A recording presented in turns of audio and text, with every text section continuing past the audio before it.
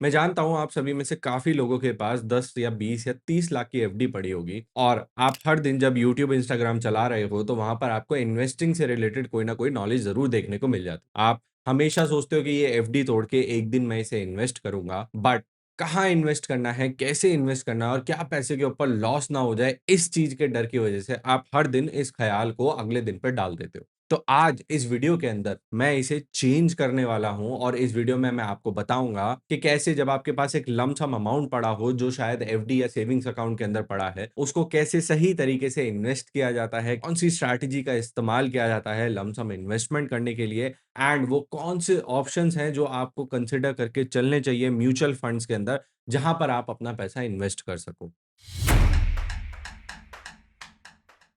So hello and welcome investor Superflex के latest video के अंदर जहां पर मैं शुभम गुप्ता आपके लिए म्यूचुअल फंड इन्वेस्टिंग को आसान बनाता हूं एंड आज की ये वीडियो मैं आपके लिए लेकर आया हूं लमसम इन्वेस्टमेंट के ऊपर जहां पर हम एफडी में से पैसा निकाल के म्यूचुअल फंड्स में कैसे डालते हैं उसका स्टेप बाय स्टेप प्रोसेस मैं आपको बताने वाला हूं। अब अगर आपने एफडी के अंदर अपनी इन्वेस्टमेंट को किया हुआ है तो आपको कुछ चीजें पता होंगी और कुछ चीजें नहीं पता होंगी, तो सारी चीजें एक बार रिवाइज कर लेते हैं। सबसे पहले एफडी के अंदर 6 से 8% का फिक्स रिटर्न आपको देखने को मिलता है।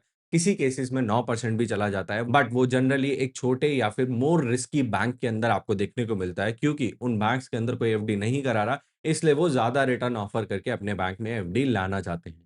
नंबर टू, बैंक की एफडी से कमाया हुआ इंटरेस्ट या प्रॉफिट जिसको आप बोलते हो वो आपकी एनुअल टैक्स स्लैब के अंदर ऐड होता है। फॉर एग्जांपल आपने 10 लाख रुपए की इनकम कमाई और 3 लाख रुपए का एफडी से प्रॉफिट बनाया तो आपकी साल की टोटल इनकम 13 लाख काउंट होगी और उसके हिसाब से आपकी टैक्स कैलकुलेशन की जाएगी। यही चीज़ एक ऐसे इन्वेस्टर जो कि ऑलरेडी 30% की टैक्स ब्रैकेट के अंदर आ रहा है, उस इन्वेस्टर को एफडी के प्रॉफिट के ऊपर भी 30% का टैक्स पे करना पड़ सकता है। तो ऐसे में एफडी का रिटर्न सिर्फ आप वो नहीं देख सकते जो 6 से 8% आपको दिख रहा है, बल्कि आपको वो देखना पड़ेगा जो आपकी इनकम टैक्स स्लैब से टैक्स काटने के बाद आपको मिलेगा। नंबर 3, एफडी की जो अमाउंट है वो सिर्फ 5 लाख रुपए तक इंश्योर्ड होती है आरबीआई के द्वारा। बाकी जितनी भी अमाउंट होती है अगर बैंक फेल कर जाता है तो आपको वापस नहीं मिलेगी। काफ़ी सारे लोगों को लगता है कि एफडी में कराया हुआ पैसा 100% सेफ है, जबकि ऐसा नहीं है। अब ये सारी बातें मैं आपको इसलिए नहीं बता रहा कि मैं आपको एफडी करने से बिल्कुल मना कर रहा हूँ,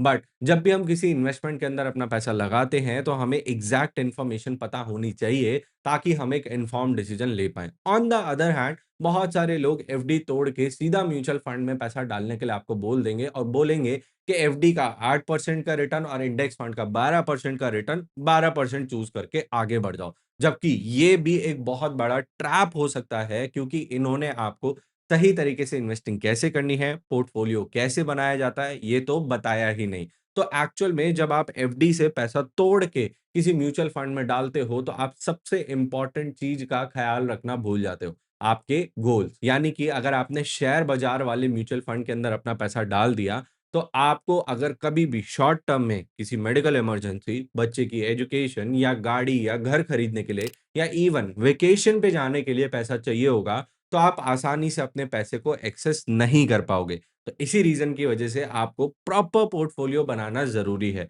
तो सबसे पहले समझते हैं कि एक प्रॉपर पोर्टफोलियो में क्या-क्या चीज़ों की रिक्वायरमेंट होती है। नाउ अगर आपने डिसाइड कर लिया है कि आप एफडी से पैसा निकाल के म्यूचुअल फंड का एक वेल डिजाइन्ड पोर्टफोलियो बनाना चाहते हो जो कि रिटर्न भी बना के दे और आपकी ज़रूरत पड़ने पे आपको पैसा भी निकाल के दे, तो आपको 3 बकेट स्ट्रैटेजी को फॉलो करना है। सबसे पहली 0 टू 1 ईयर तक। फॉर एग्जांपल अगले 1 साल में आप 5 लाख रुपए यूटिलाइज़ करने वाले हो। अब ये किसी भी चीज़ के लिए हो सकता है, इमरजेंसी फंड बनाने के लिए या फिर वेकेशन पे घूमने जाने के लिए या फिर अगर आपको फ़ोन भी बाय करना है, उसके लिए भी। जो भी खर्चे अगले 1 साल के अंदर आपको करने हैं, उन सभी खर्चों को आप एक पेपर पे लिखोगे और इन सारे के सारे खर्चों को आप एक ऐसे म्यूचुअल फंड में डालोगे जो कि 0% शेयर मार्केट का एक्सपोज़र रखता है। यहाँ पर अगर आप एफडी में भी इस पैसे को रखोगे, तो भी कोई प्रॉब्लम आने नहीं वाली है। यहाँ पे ऑब्जेक्टिव सिर्फ़ सिंपल सा इतना है कि आपका जो भी गोल है, जो 1 साल में आना है, उसको सक्सेसफुली अचीव किया जाए। शेयर मार्केट 1 साल में कहाँ होगा, कितना ऊपर होगा, कितना नीचे होगा, ये बात किसी को नहीं पता। तो ऐसे गोल्स के लिए हमेशा पैसे की प्रोटेक्शन सबसे ज़्यादा ज़रूरी होती है, ना कि रिटर्न्स। तो इस केस में आपके लिए म्यूचुअल फंड की category liquid bond mutual fund, money market fund या फिर शॉर्ट टर्म फंड्स काफ़ी ज़्यादा सूटेबल रहते हैं। बट इनका भी टैक्सेशन एफडी वाला ही होता है, तो अगर आप 30% की टैक्स ब्रैकेट के अंदर आते हो, तो आप आर्बिट्राज और इक्विटी सेविंग फंड को भी कंसिडर कर सकते हो। नेक्स्ट बात करते हैं बकेट नंबर 2 के बारे में। ऐसे खर्चे जो अगले 1 से 5 साल के बीच में आपको करने हैं। तो इन सभी खर्चों के लिए आप हाइब्रिड म्यूचुअल फंड्स को सेलेक्ट कर सकते हो, जहां पर शेयर बाजार का एलोकेशन 15% से लेके 80% तक मैनेज किया जा सकता है।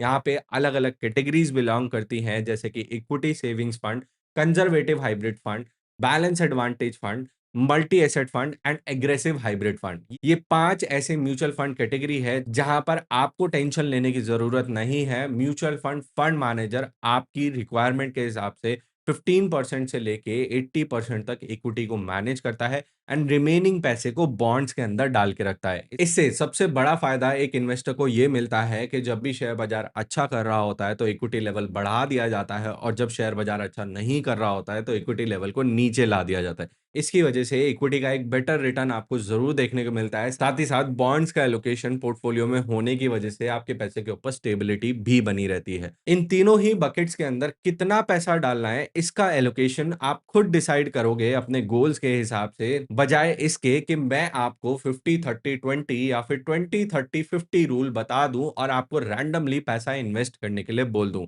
आपके गोल डिसाइड करेंगे कि आप किस बकेट में कितना पैसा डालने वाले हो। फाइनली बकेट नंबर 3, ऐसी इन्वेस्टमेंट जो आप अगले 5 साल तक भी टच नहीं करने वाले, सारा का सारा ऐसा पैसा जिसका अभी या तो गोल डिसाइड नहीं है या फिर आप उसे लॉन्ग टर्म ग्रोथ के लिए इन्वेस्टेड रखने वाले हो। इन सभी कैटेगरीज के लिए इक्विटी म्यूचुअल फंड्स, जहां पे 100% पैसा शेयर बाजार के अंदर लगाया जाता है।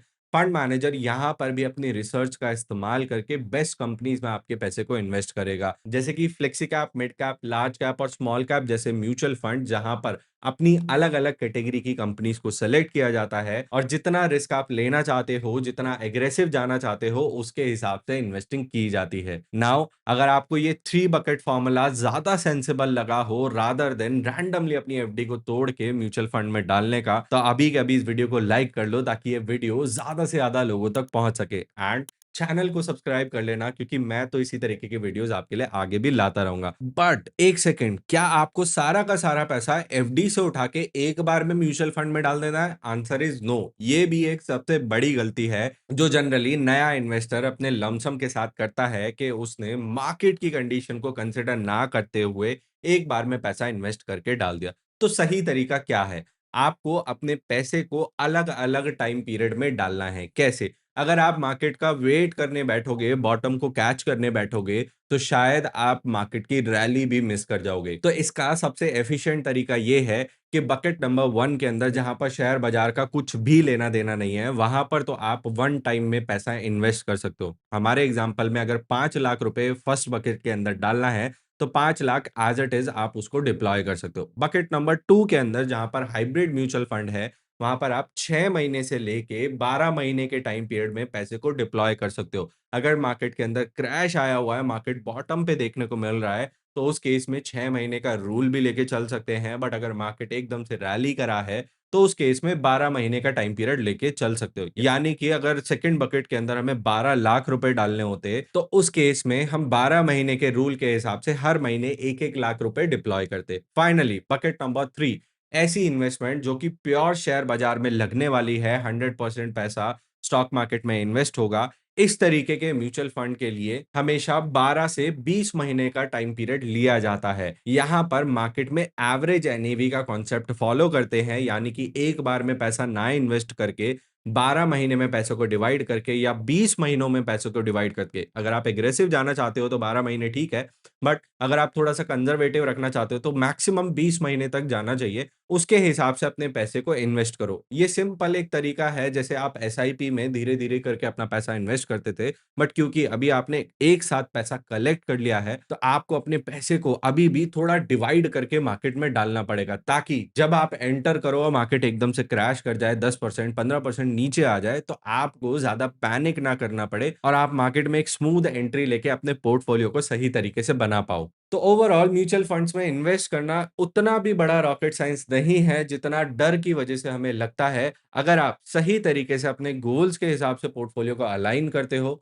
म्यूचुअल फंड की कैटेगरीज पे ध्यान देते हो, स्कीम्स को सही तरीके से सेलेक्ट करते हो एंड लॉन्ग टर्म इन्वेस्टिंग के ऊपर ज्यादा फोकस रखते हो, तो एक डिसेंट पोर्टफोलियो आपको एक अच्छी ग्रोथ बना के देगा ना। आप में से अगर कोई इन्वेस्टर अभी भी कॉन्फिडेंट नहीं है और आपको लगता है कि मुझे म्यूचुअल फंड इन्वेस्टिंग सही तरीके से सीखनी है, अपने पैसे को इन्फॉर्म्ड तरीके से इन्वेस्ट करना है, तो मैं संडे को 2 घंटे की लाइव मास्टर क्लास में इन सभी टॉपिक्स को डिटेल में कवर करता हूं।